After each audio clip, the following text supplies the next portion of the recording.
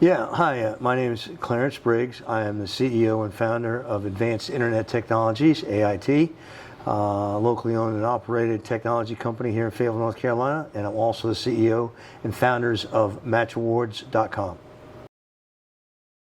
Kenny Rogers, business development partnerships with Match Awards.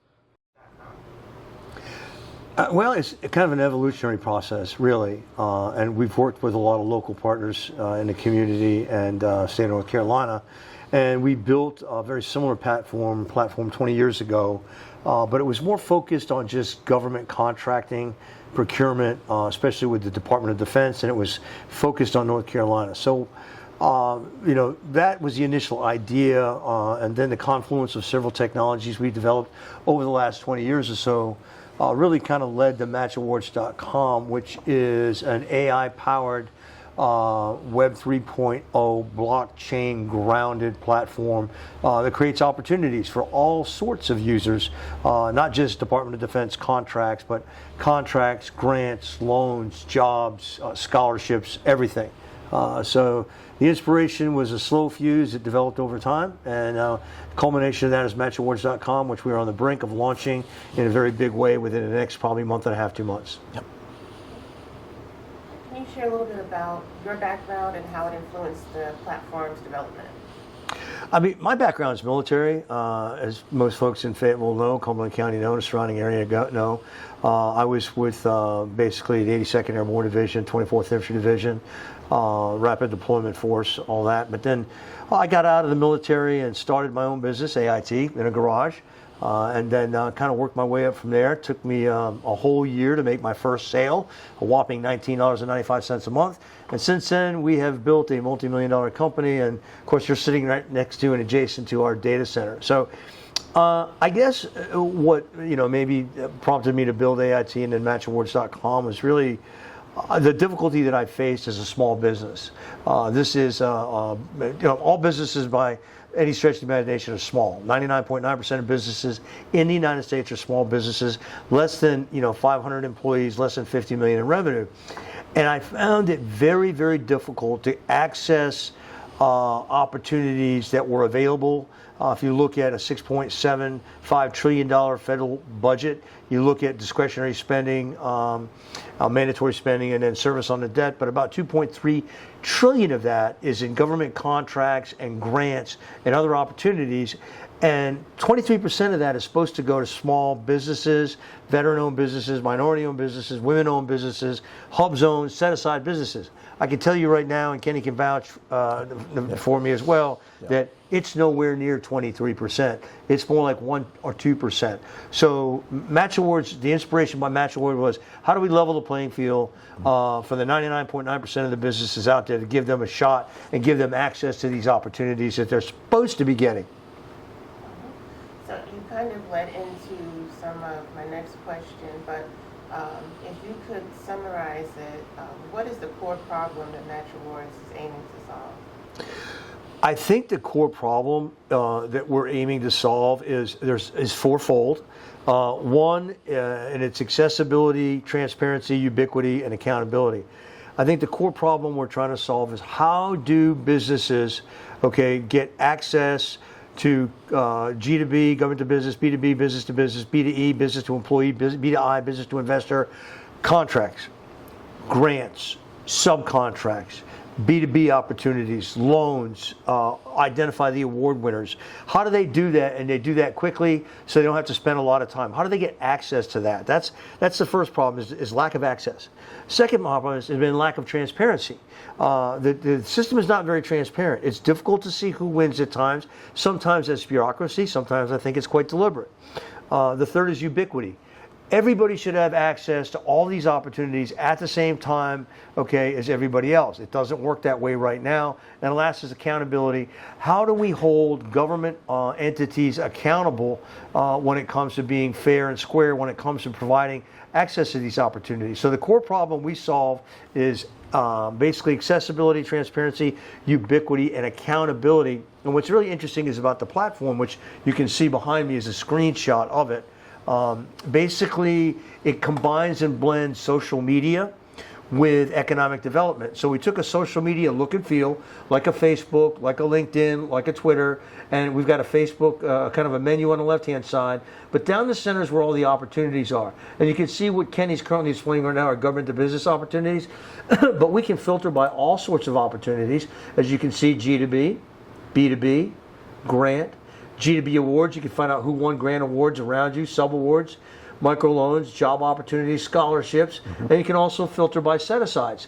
So basically SBA set-asides, 8A small business, it goes on and on, historical underutilized business zones, service disabled veteran-owned businesses, women-owned businesses, all this. And what happens is these will come up and you can then interact with other users in the platform by expressing your interest, discuss, repost, negotiate, bookmark. There's even a teaming function that allows you to team. And so what's really cool about this platform is the AI, when you go in and create your profile like you do in a LinkedIn or you do in a Twitter or you do whatever, basically the AI comes in and analyzes and says, okay, I'm going to create a profile for Clarence, I'm going to create a profile for Kenny or for John or Bill. And once it does that, only thing that you get in your feed are opportunities that relate to you and your profile. This platform is about money and opportunity. Make no mistake, that is what the focus is. How do you get to the money the quickest? And what we do is we bring all that to your doorstep. Even if you're a student in a particular business area looking for scholarships, does the same thing. If you're a job seeker, does the same thing. Contracts, grants for businesses. So that's what you see. So if you are a general contractor, construction worker, you see construction opportunities in contracts, in grants, in loans.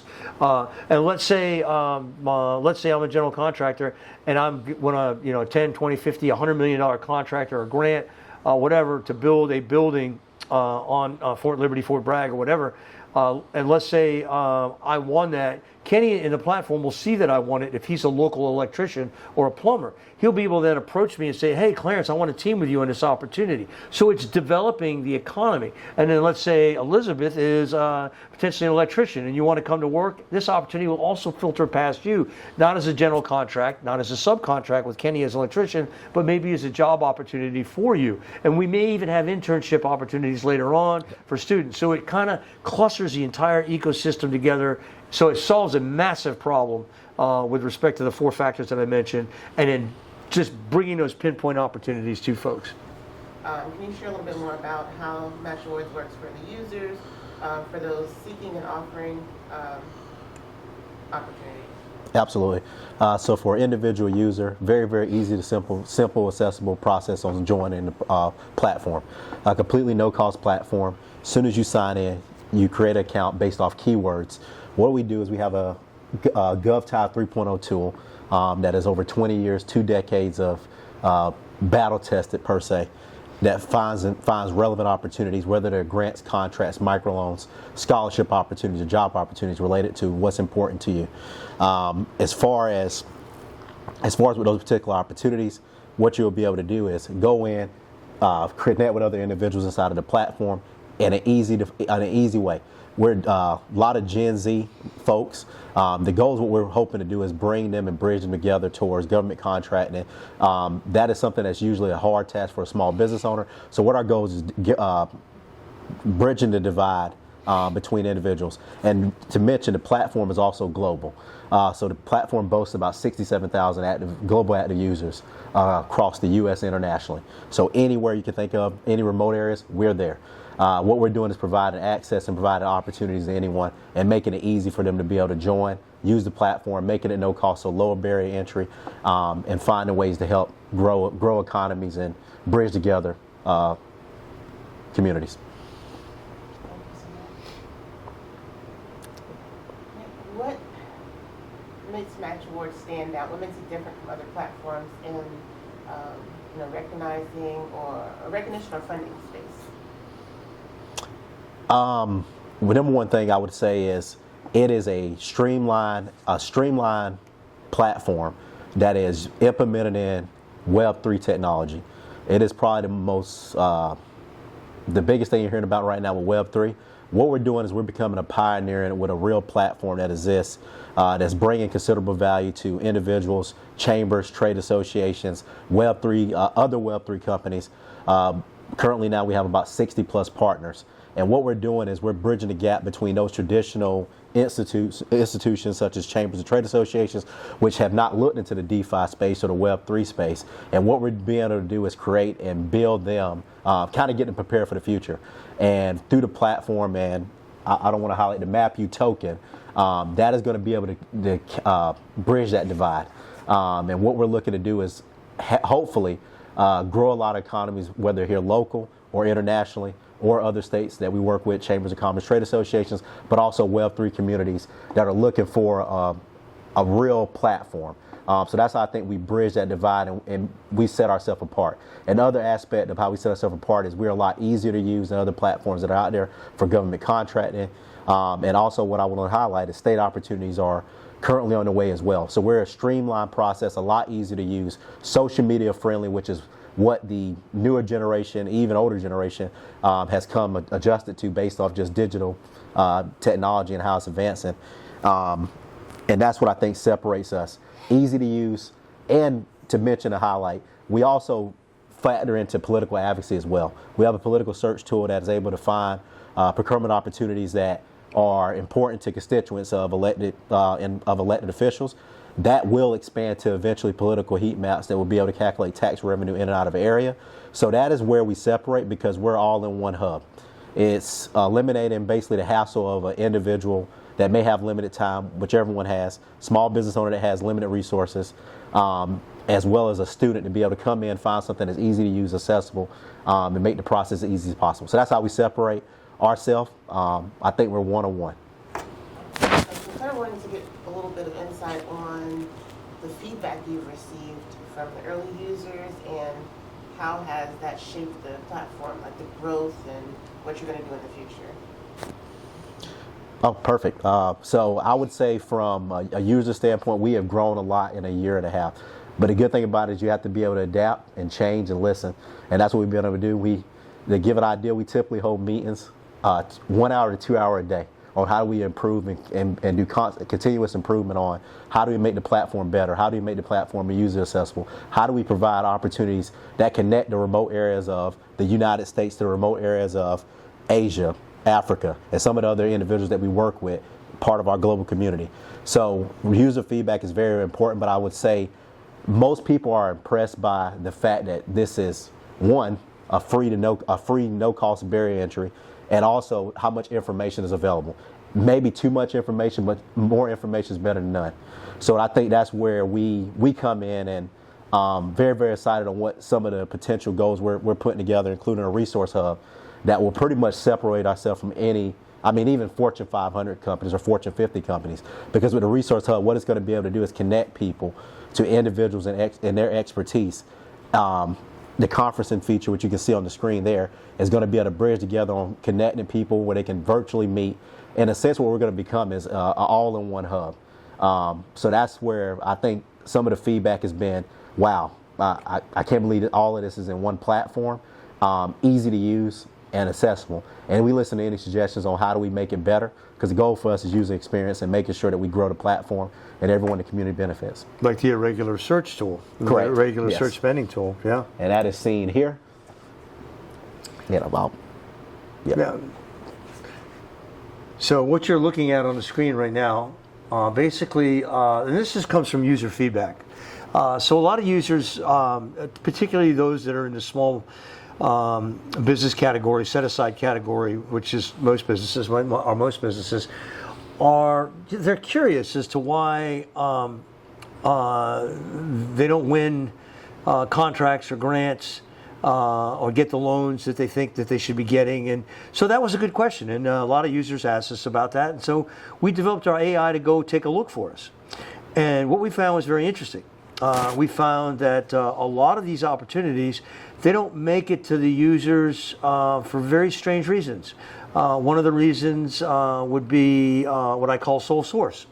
Sole source says basically when a government entity sole sources a contract, grant, or an opportunity, a purchase order to a business, it's basically saying, business, you're the only one that can do this, that's why we sole source it. You have a very rare skill, a unique skill, or it's just too difficult to go find out somebody else that can do the same thing. Well, what we have found, first of all, is the cemetery is full of irreplaceable people. Okay, that's the first thing. And that these contracts and grants and opportunities and purchase orders, not sure that they should have been sole source because the skill was so rare. For example, landscaping. I don't think landscaping is a rare skill. Okay, but we find that it habitually would go to the same person over and over and over again. Very strange, right? And so there's a so what question here. So the users that come, so what's happening? So we decided to look at these. And another example that we found, obfuscation of information. We would find that there would be 20 to 30 LLCs all located at the same address, but each LLC has a slightly obfuscated spelling error, numerical error in its title, so they would all be in the same location. Basically, it's the same people, right? Getting awards over and over again. Or I can go the other way. They can use multiple addresses for the same LLC and obfuscate the addresses slightly, so it looks different. Okay, and then my favorite, not really, is purchase orders. And if you look at the screen, I'm going to ask Kenny to type something in here. And it's got how to user guide on the left. It's got spending irregularities. If Kenny scrolls down there, it says how to use the tool. Spending irregularities, sole source, set aside mismatch, repeat awards, excessive pricing, obscured identities, revolving doors, duplicate split POs. That's always very interesting because every government agency out there, most of them anyway, they have purchase order ability, impact credit card ability. And what a lot of times that they'll do is they'll make a purchase just below the reporting threshold. So if it's a $10,000 cap, they'll make repeated purchases at $8,000, $9,000. Now, why is this important user feedback? Well, like Kenny said, it's a political advocacy post. So let's just type in, for instance, gift cards, where it says here. Let's type in gift cards. And lo and behold, what we'll see is he'll pull up and it highlights the AI went out and it basically finds gift cards. If you look, it has a recipient, description, the amount, agency, end date, and you can sort by dollar amount, agency, name, and all that. But let's say we sort by dollar amount. Go up to the top and just sort. Okay, so there's $743,850 that went for gift cards. Okay, supposedly for plasma donors, volunteers. Maybe it's true, maybe it's not. We can go down and we can look at $195,000 in gift cards, $187,000 in gift cards. There's one there, I think that, I'm not sure, Department of Veteran Affairs. So my question is what happens when you purchase gift cards? Well, you can't see what the gift cards purchase. You can only see that the gift cards are purchased. So this begs a question. So what we've done is, like Kenny said, is we've allowed the users basically to use a political advocacy tool that basically can connect with those people that are making these awards and ask them, hey, why does Charlie down the street keep getting $100,000 in gift cards awarded to Charlie every 30 days? And what's it for? And why aren't I getting it? That's just one example. And then, of course, eventually we're going to allow you to connect with your elected representatives. So now you can actually action a grievance. So, Kenny, anything to add? Yeah, that is going into the build out of the resource center. We have a partner of lawyers that are going to be helping and assisting with that. So, one of the questions, Mr. Briggs, this will go to you, because I'm curious. Have you received any negative feedback? I know that this is a positive thing to most people, especially those small business owners, but have you received any negative feedback from different groups, different folks, and are you concerned about how this shines the light on things that many folks don't want to be exposed to? We've had mostly positive feedback, I would say. Otherwise, we wouldn't be up to, 68,000 registered Correct. users. I think a couple 100,000 social media followers. We are getting ready to do initial token offering. Very excited about that. Going out on exchanges with our own MapU token. Yes. We've pulled that up on screen. But, answer the question, there's always going to be some negativity. I have found out that if you let that run your life, then you will be a miserable person. And I prefer not to be a miserable person. No matter how bad things get, and things can get tough in business, try to stay positive, try to stay optimistic, try to stay focused, try to focus on the positive and the good. I will say that might we be subjected to cruel and unusual criticism and who knows what. I mean, it's possible. I like to think that we're very neutral, which we are. We've not politicized this platform at all because, quite frankly, it's not politicized. And if we are shining the light, we're seeing that the light does not discriminate against who it shines on. It shines on everyone. So people that basically, it's the old proverb, you live in a glass house. Well, we all live in a glass house to an extent. And you start chucking stones and the glass breaks. So, and I know that there's a lot of stuff in the news right now about, wasteful government spending and, basically some, abuse and fraud and all that. Well, I'm here to tell you, we look at data all day long. We look at facts. And it's not one side, another side, or any side. It happens across the board. And that's just the way it is. Those are the facts. But if we receive some criticism or whatever, we'll just deal with it. We'll roll with it.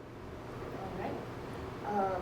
How do you envision the platform evolving over the next few years, and are there any features, partnerships on the horizon that you're excited to share about? Well, we have some great partnerships now, and maybe I ought to turn that over because I plan on being retired by then. And Kenny and the next generation will probably be the ones taking that over.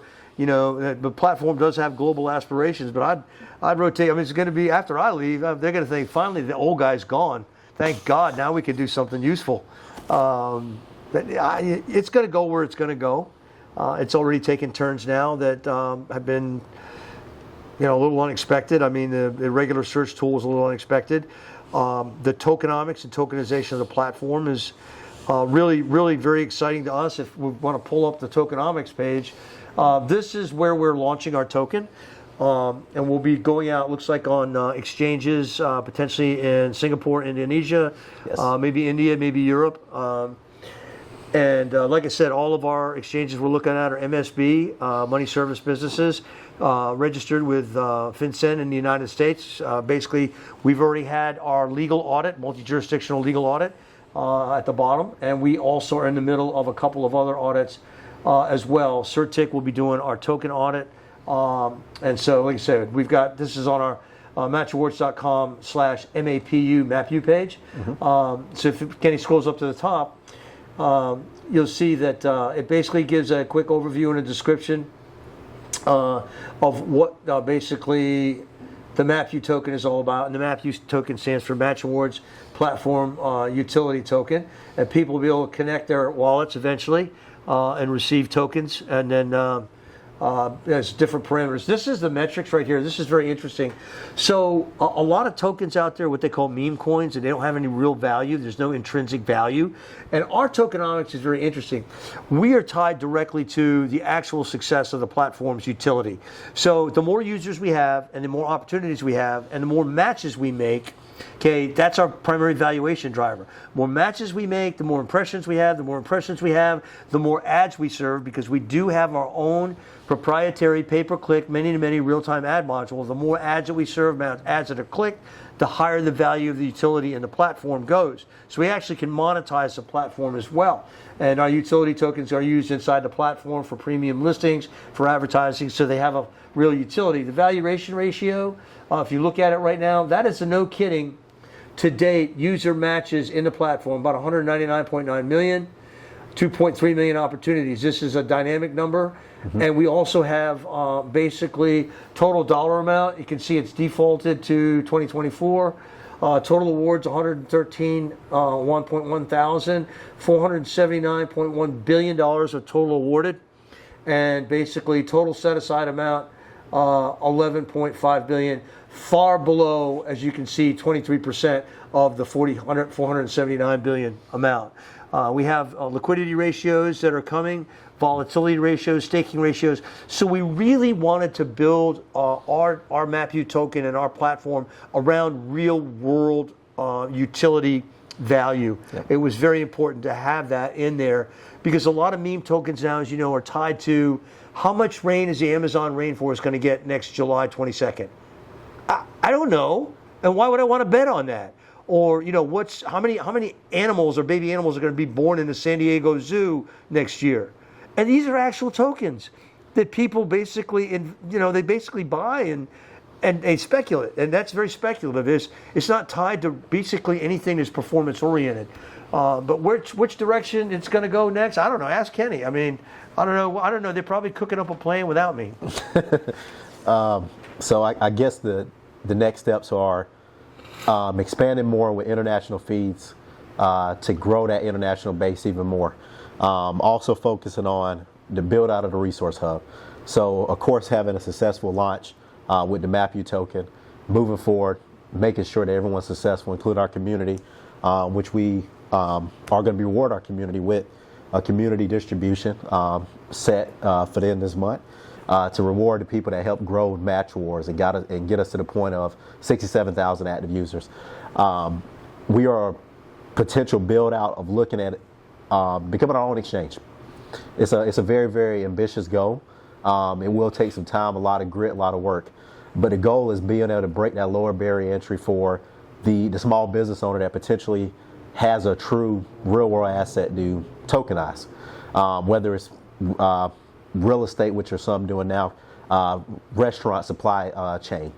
What we're looking at is a lower barrier entry, less politics, less initial investment to break into that crypto exchange. And what we're looking at doing is being a resource and using our partners that we work with in the Web3 space and even traditional partners so that we can form, in a sense, a hub that connects them from step by step and basically, in a sense, create mutual success. That's a very, very short-winded answer of the goal. But that's a very, very, I don't want to say a long-term goal, near future, but a little bit far away. The goal right now is making sure that the platform continues to grow, sustain, and then making sure the MapU token is successful and the launch is successful, and hopefully bring a lot of opportunities to the community.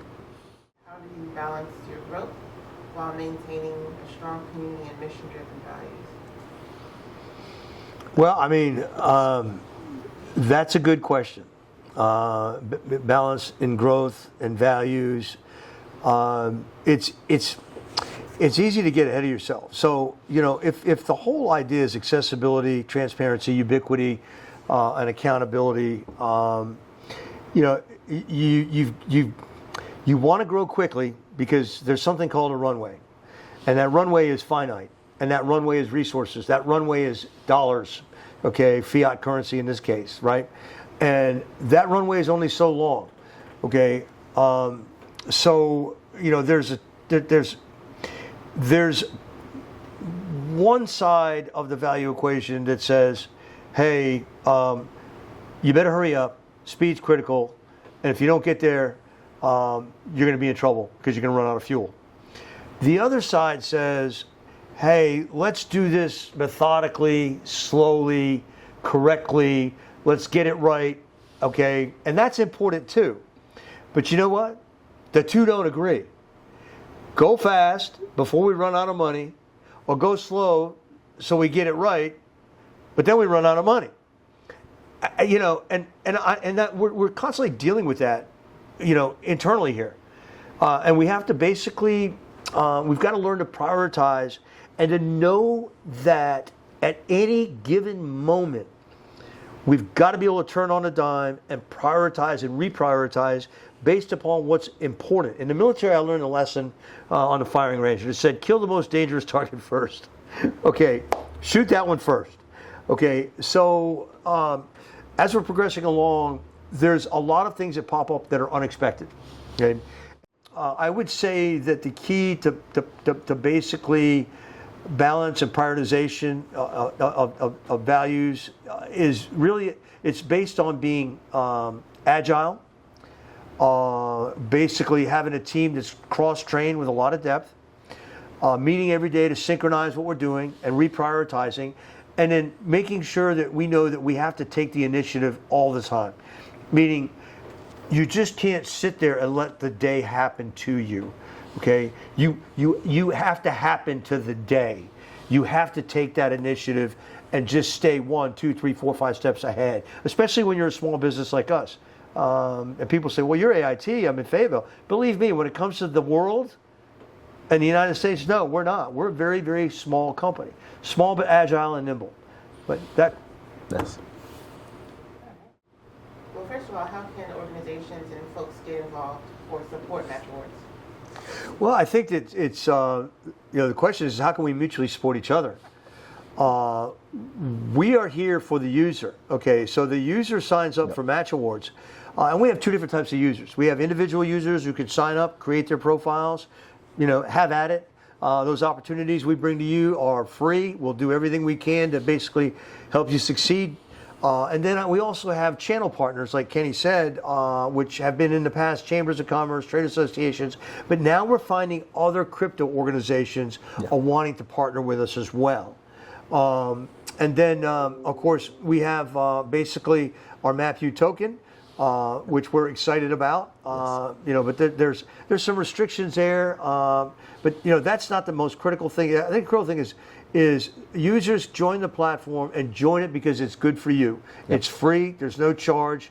And then the more you use it, the better we can make it. The better we can make it, the stronger the platform's utility becomes. And like I said, we have multiple strategies to monetize a platform.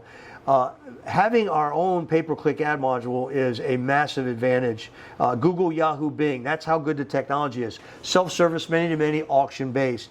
And that's really important. The other thing, too, is a lot of folks in your audience, everybody's familiar with Google. So, when you go to pay Google for pay-per-click, that's how their model works. If you're just a local business, it may be $1, $2, $3, $5 a click, right? You can still rack up quite a hefty bill. If you're a global company or international or national company, some of the key terms go away $30, $35, $40 a click, like ours, because we compete on an international basis. Now, that's when you're an advertiser. But on the other end, they have AdSense when you're an affiliate. They don't use a cost per click or pay per click model there. They only use that when they're collecting the money. When they're sharing the money, they use the CPM, basically cost per thousand, impression-based model. On that end, you might get, I don't know, $2, $3, $4, $5 for every 1,000 impressions that are served, that they serve ads across your website. So you look at a lot of the newspaper and radio stations and everybody that's a Google AdSense or a Google affiliate. Most of them aren't making that much money. I mean, can you see Google charging you $500, $1,000, $2,000 a month for pay-per-click? But then when you're on AdSense on the other side and you're an affiliate of theirs and you're serving those ads, you're getting maybe $5 per 1,000 impressions. So what's happening that money in between? Well, what we have is we have a very generous ad revenue sharing, basically, formula. And for our EDO partners, we actually share 25% of the ad revenue that their EDO generates with them, with complete transparency. So, and that's what the formula is for us, and that's what it's going to stay for the foreseeable future. All right. Are there any success stories that you wanted to share or mention? I mean, we have a ton of them. They're on the website. And there are some who have actually asked me not to share them.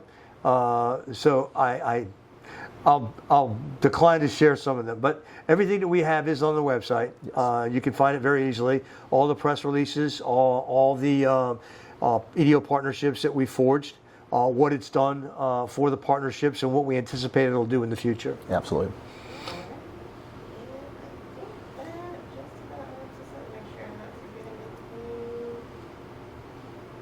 Would you like to share the social media? I mean, I'm sure they can just search Match Awards, but share the access online as well. Yeah, matchawards.com. Kenny? Yep. I would say follow us on X. It's under Advanced Internet Technologies. Follow us on LinkedIn. LinkedIn, we boast about 170,000 followers. Pretty substantial, based off the growth of over a year in progress. Also follow us on Facebook as well to find new trends. We are staying, the current trend now is focusing on the MapU token. So I would advise you to look into all of our social medias so you can see the progress of the token. Everything is very transparent on when we're bringing the token to market. So we're excited about it, and I would ask that you follow us on LinkedIn. And locally, we will be potentially looking at hosting an event here with a local partner. More details to follow.